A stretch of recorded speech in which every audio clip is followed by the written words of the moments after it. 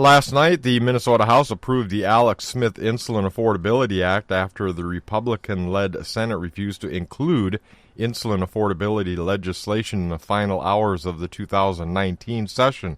House DFLers continue their efforts to provide affordability and emergency insulin to Minnesota's diabetics, holding a series of town halls in communities across the state and bipartisan informational hearings during the legislative interim.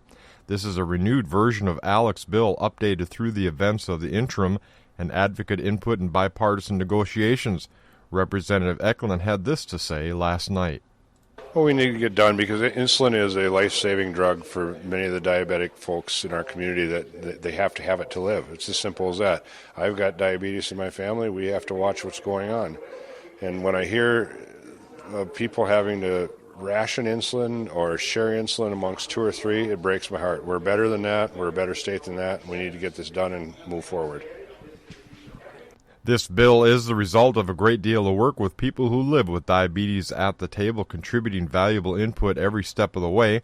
The legislation puts people ahead of pharmaceutical profits, and I'm proud to support it, added Representative Eklund.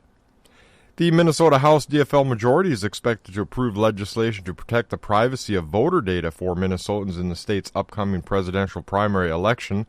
The bill, House File 3068, would give voters the ability to opt out of sharing their party preference in the presidential primary, while also restricting the sharing of that data only to a national party representative and only for the purpose of verifying participation in the primary.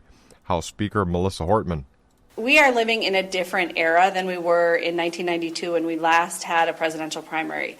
And we know that people are much more protective of their private data, and individuals that get our data are doing more with it. So what voters have now said in response to the change that we made on this straw poll balloting process, how it would work, is please give us an opportunity to opt out and protect our data, whether we're a reporter or a pastor, we work at a 501c3.